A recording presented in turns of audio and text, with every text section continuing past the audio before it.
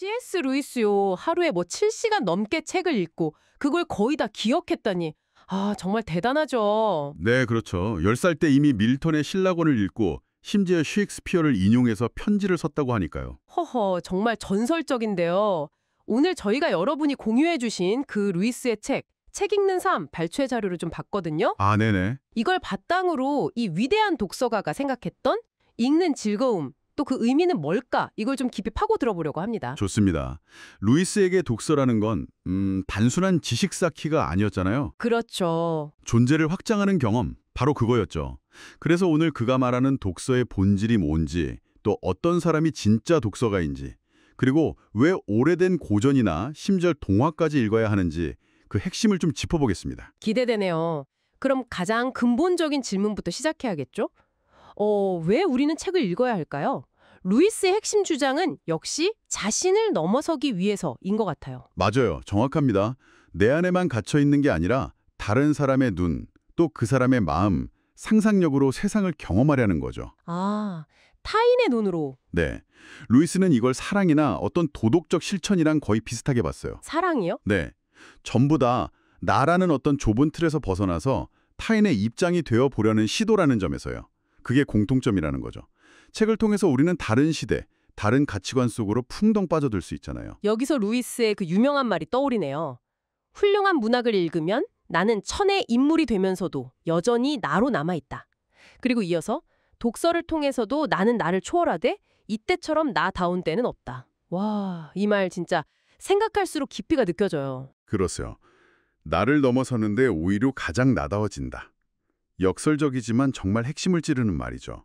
그러니까 이걸 뒤집으면 책을 안 읽으면 오히려 자기 세계에 갇혀서 더 작아질 수도 있다. 뭐 이런 경고처럼 들리기도 하고요. 맞습니다. 그런 맥락에서 루이스가 제시한 진정한 독서가의 기준도 보면 이게 그냥 책 많이 읽는 거랑은 좀 다르구나 싶어요. 기준이요? 어떤 기준들이죠? 4가지를 이야기했는데요. 첫째는 읽었던 좋은 책을 다시 읽는 걸 즐기는가 하는 거예요. 아, 다시 읽기. 네, 명작은 여러 번 읽을수록 그 맛이 다르니까요. 그리고 둘째는 독서 자체를 정말 소중하게 여기고 이걸 위해서 시간과 공간을 일부러 확보하려고 애쓰는가 하는 점입니다. 시간을 일부러 낸다는 거, 이게 그냥 뭐 시간 때우기 소일거리가 아니란 의미군요. 그렇죠. 세 번째 기준은 내 삶을 바꾼 책이 있나? 이걸 꼽을 수 있느냐는 건데요. 삶을 바꾼 책이라 그만큼 독서가 강력한 경험이 될 수 있다는 거네요. 네. 마지막 4번째는 읽은 내용을 계속 곱씹고 떠올리는가예요. 책 속 장면이나 인물, 어떤 구절들이 계속 생각나고 대화할 때 불쑥 튀어나오기도 하고 삶의 일부가 되는 거죠. 아, 네네. 그런 경험 다들 있으실 거예요. 저도 그렇거든요. 이런 기준들을 보면 독서가 얼마나 깊은 활동이 될 수 있는지 알 수 있죠. 특히 루이스는 어릴 때 읽었던 동화나 아주 오래된 고전 읽기를 되게 중요하게 생각했어요. 맞아요. 동화가 그냥 애들만 보는 거라고 생각하면 안 된다고 했죠. 네, 성장은 예전 것을 버리는 게 아니라 그 위에 새로운 걸 계속 더해가는 과정이라고 봤잖아요. 그렇죠. 그래서 어릴 때 좋아했던 동화를 어른이 되어서 다시 읽었을 때 여전히, 어쩌면 더 깊이 즐길 수 있어야 그게 진짜 성장한 거다, 이런 거죠. 좋은 동화는 현실 도피가 아니라 오히려 현실의 깊이를 더해준다는 말도 했고요. 실제로 그 조지 맥도날드의 판타스테스 있잖아요. 아, 네네. 루이스한테 엄청난 영향을 준 책이죠. 그렇죠. 루이스 스스로 상상력이 세례를 받았다고 표현할 만큼 그의 삶과 신앙에 아주 결정적인 영향을 미쳤다고 하죠. 고전 읽기에 대한 생각도 참 흥미로운데요. 그 최신 책만 읽다 보면 그 시대가 가진 편견이나 어떤 맹점에 자신도 모르게 갇히기 쉽다고 봤어요. 아, 시대적 편견이요. 네. 그래서 일부러 오래된 책, 그러니까 고전을 읽으면서 다른 시대의 지혜나 관점을 빌려와야 한다는 거죠.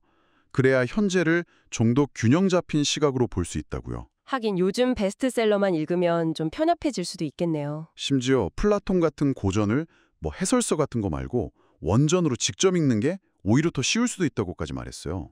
원전이 더 쉽다고요? 의외인데요? 생각의 그 원형을 직접 만나는 경험, 그게 중요하다고 본 거죠.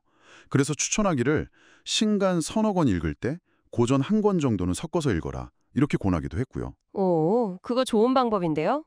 고전을 너무 어렵게만 생각할 건 아니겠네요. 근데 루이스는 단순히 눈으로만 읽은 게 아니라면서요. 아, 네. 굉장히 적극적으로 읽었죠. 책 뒤편에 뭐 지도를 그리거나 등장인물 관계도를 만들고 중요한 부분은 따로 색인까지 만들면서 읽었다고요. 이건 뭐 거의 책이랑 대화를 하는 수준인데요. 그렇죠. 이게 바로 능동적인 독서의 아주 좋은 예죠.